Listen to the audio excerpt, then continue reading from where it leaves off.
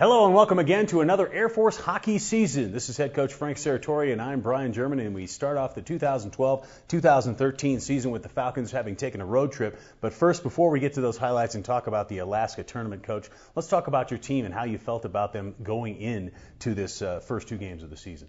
Well, you know, we've got a more experienced team than we've had over the last couple of years. We've been building to this point. And we've got a good experience. We've got good depth in quality Air Force type players. I talked to the guys yesterday. I said, we gotten to a point, at least this year in our recruiting, we're not trying to replace guys. We're trying to replicate guys. We like the personnel we have. Now, with that, personnel, you know, good Air Force personnel isn't going to automatically translate into wins.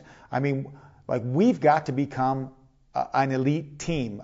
We were playing together, the things we do, our habits, and we didn't do a very good job of that up in Alaska. But like I said, we've got good, experienced personnel, but we've got to become a better team. Right. And of course, the Falcons went up to the Kendall Classic up in Anchorage, Alaska over the weekend and played two games, the first against Alaska Fairbanks and the second against Anchorage. Let's go ahead and take a look at the highlights from that first game against Fairbanks. Here again, the voice of the Falcons, Jay Ritchie. We are ready to drop the puck and get the 2012-13 season underway. And they drop the puck, and it is underway. We are underway from Anchorage, Alaska. Welcome to the Kendall Classic. Kleisinger goes after a loose puck at center ice, falls down, can't control it. Here comes Granberg for the Canucks. Speed down the middle.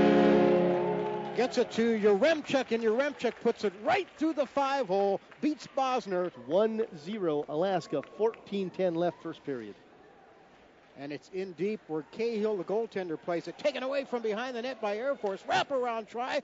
Just missing. Scramble, puck loose out front. Now it's out to the slot. There's a shot down the slot. Fabian finds the back of the net, and we're tied at one apiece. What a great answer by Air Force. It comes about 30 seconds after Alaska got the first goal of the game. It comes back to it.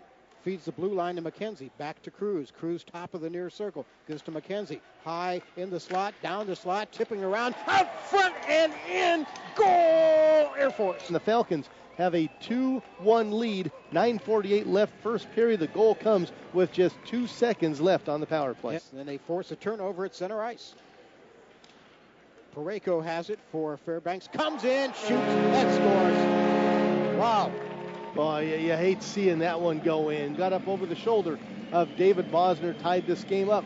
2-2, 1:37 left first period. Torf is in there now in a 2-2 tie to start the second period. Controlled there by the Nanooks. Now a centering pass broken up, taken away by Air Force. Long stretch pass, Gunner, breakaway, shoots, save, made by Cahill.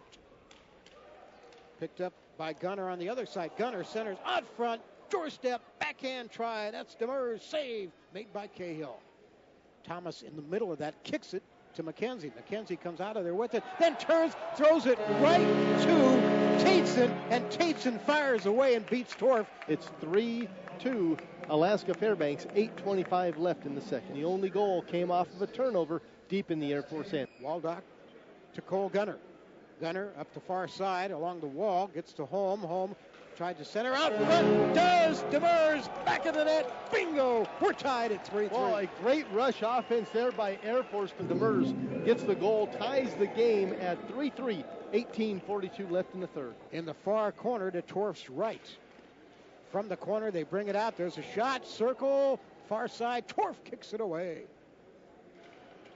Bang, bang play right there. And another turnover, another shot. And Torf makes the save as he pins the puck under his armpit on the right side. Well, we're going to overtime. Played off the back wall, loose out front. Be careful, puck is bouncing around. They get it back out to the blue line. Another shot is going to be wide of the net, wide right. From behind the net, it's Yaremchuk.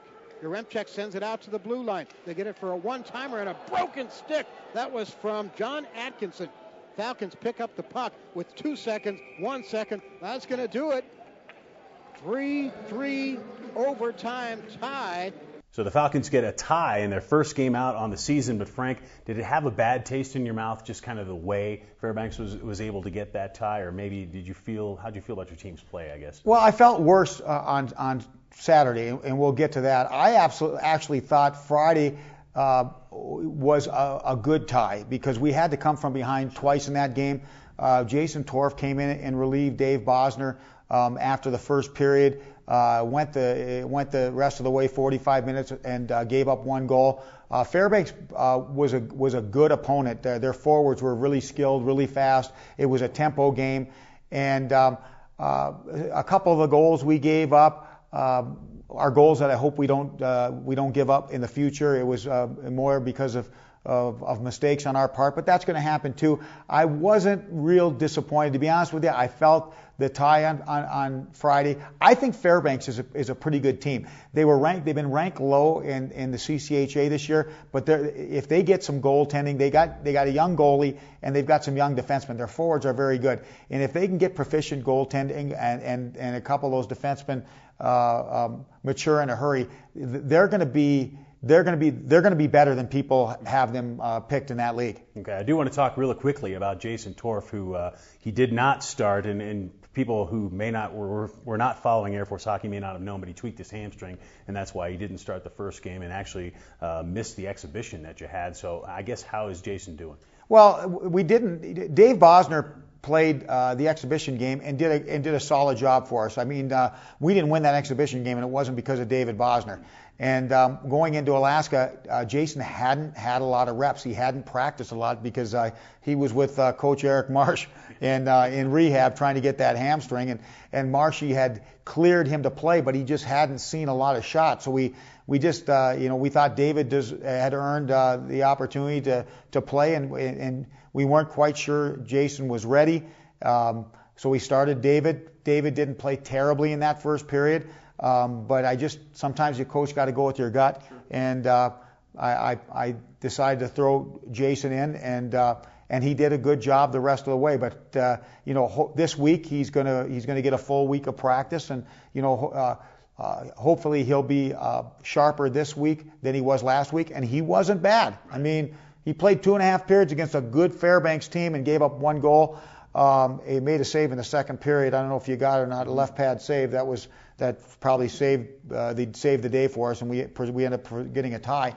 And then against Anchorage on Saturday, we didn't give up a ton of shots, but some of the shots we gave up were dandies. And one in particular, late in overtime, Johnny Cruz had a chance to win the game for us early in overtime, and then late in overtime they came down and they had a heck of a good opportunity, and he made a terrific right pad save. And again, we'll move on past Jason Torf, but Torfy, like I said, he's feeling good. He's going to get a full week of practice this week, and him, like our team, hopefully we can make some progressive steps this weekend in becoming the team that we want to be. All right, we talked a little bit about the second game, and now we can show it to you once again. Here are the Falcons against Anchorage in the second game at this tournament, and again, Jay Ritchie. He dumps it down low, goal line, and it's intercepted there by Tatchell for the Seawolves. Taken back by Carew. Carew with space, fires away. Yes, Carew rang it off the crossbar. Carew's first of the season. It's 1-0 Air Force. 18 minutes left in the first. He bounces off of several sticks, and it's back out to the neutral zone, sliding slowly. Tony Thomas swoops in, picks it up. He comes in, he shoots, and he scores! Tony Thomas, and it's 2-0 Air Force. 12:09 left in the first.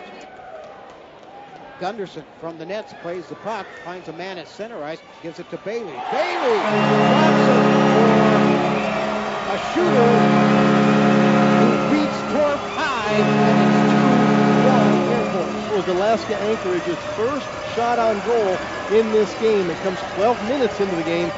Air Force 2, Alaska Anchorage 1 after one period of play. Holmes beats Gunner. Gunner runs into traffic as he tried to gain behind the net, so he turns and throws it back to the ice, and it's fumbled at the blue line, and here comes a breakaway. This is going to be Bailey beats Torf. They get a shorty, and we're tied at 2. Henson picks it up in the neutral zone, hit, pops it up. Bounces off of several players. It's going to be picked up at center ice by Anchorage.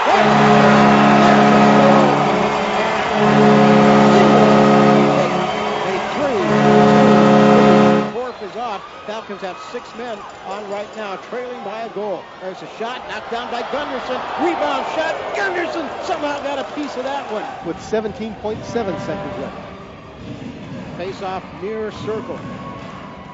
Demers on the draw. Falcons win the draw. They get it to the blue line for Carew. Carew gives it right side for Gunner. Back to Carew. Carew looking for an opening. Sends one toward the net. Redirected wide. 4 seconds, 3 seconds. Puck's in the corner. There's a centering pass out front. Gunner. It's a goal! Puck went in, the horn went off. They do have video review here at Sullivan Arena. The officials are in the penalty box right now. Let's see. It is a goal! Yes! Yes! We got a tie ball game. 3-3 at the end of regulation, and I mean the end of regulation. By a whisker. Puck chipped into the air. And McDonald will track it down in the Air Force end. Then McDonald lost the puck. Centers out front. Shot! Torf fakes the save on Blake Tatchell, who tried to win it right there.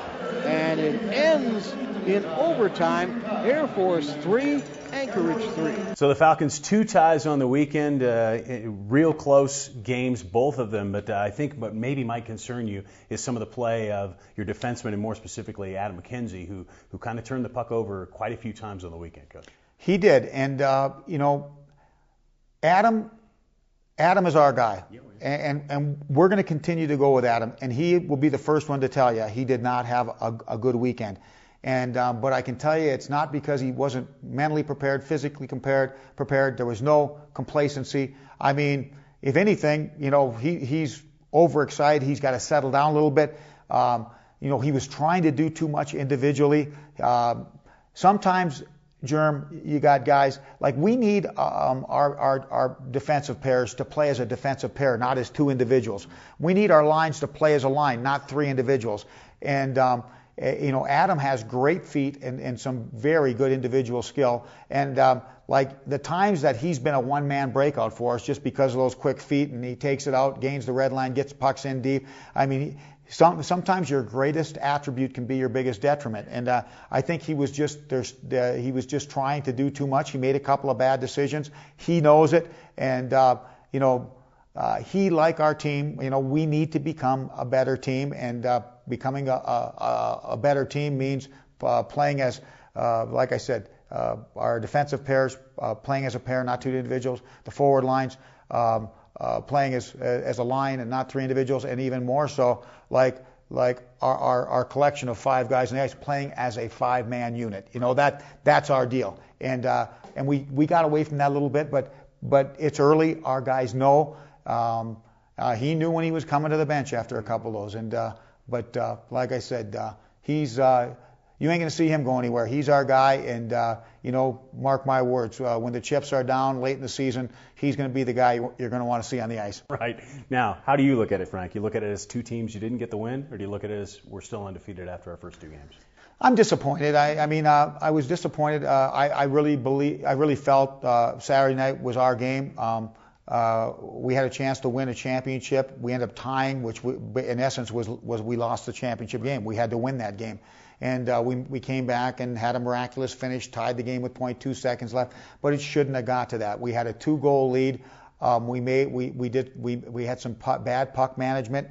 We turned some pucks over on rushes after we had long stints in our zone. On the rush, we had people turn pucks over when the guys behind them were coming for changes. The puck turned over came, which created an advantage for Anchorage. Those are mistakes. Game management, puck management, those are those are lessons this team should have learned a long time ago. We played 1 freshman on Friday. We played 2 freshmen on Saturday, and we shouldn't have to talk about puck management, neutral zone turnovers, bad line changes. You would think that those are things you wouldn't have to talk about. But as far as Air Force hockey goes, Air Force hockey, we are the sum of our parts, and we've been successful because we've been able to become great teams by the end of the season. And we have very good Air Force personnel. Our personnel, we love our personnel. But that isn't going to, our personnel alone is not going to translate into wins. We've got to evolve into a great team again. And I really believe that it's going to take some time, but I really believe that it should happen earlier this year than it has in the past, simply because of the experience level of our team as a whole. Right. You might hope that it happens this coming weekend, because right now you got a home game on Friday night against Colorado College, 19th ranked currently. Then you go on the road to DU against these 7th ranked Pioneers. Huge weekend, always has been. In the last few years, maybe even more of the rivalry is there because you've knocked off both of these teams, Frank. Well, without question, it's a great. It's a civic battle. It's a front range battle. It's one right now that the hockey fans on the front range are intrigued with. CCDU, perennial powers, Air Force, has had these 6 years, 7 years. Are these guys still for real? We filled the World Arena last year. We're going to fill Magnus Arena this year. Our building will be full for CC.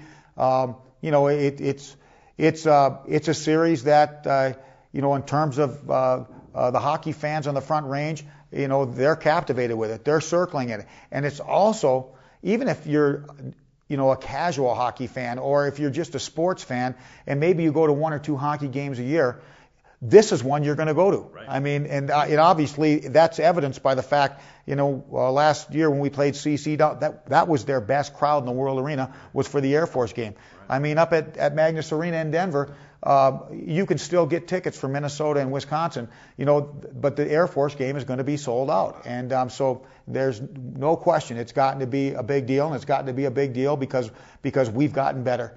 And, people love to come in and watch, and I'm not going to make this out to be a David and Goliath deal, because, personally I think we're better than that. But we are playing nationally ranked teams. These are, and if this was football, this would be LSU, this would be Stanford that we're playing. These are good teams.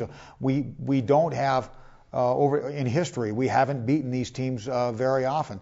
They're in the national polls. They're nationally ranked every time we play them. That'll be the same thing this week. And if we make the same mistakes that we made last week, we made those mistakes and we're able to salvage ties in those 2 games. If we make those same mistakes against these teams, it's going to be very unforgiving. We're going to have to be better, and I think we will. Yeah. Of course, Falcon fans coming out Friday night, 7 o'clock puck drops. If you don't have any tickets, the last time I checked was Tuesday. There were 10 standing room only and maybe a couple of obstructed view tickets. Give it a call. It's worth a shot. But if not, America One Network is the place to watch all Air Force games. Just go to the hockey page here on the website and click on that link, and it'll show you how to do it. But, Frank, I think it's exciting, and we were kind of talking off camera a little bit before we came on here about how this was really galvanizing the hockey world of Colorado, these 2 games in this one weekend. And if you're a hockey fan in Colorado, there's nowhere else to be, especially now with the Avalanche not playing. Absolutely. It's fantastic. We'll be there. We'll bring the highlights back for you this time next week. We'll see you then.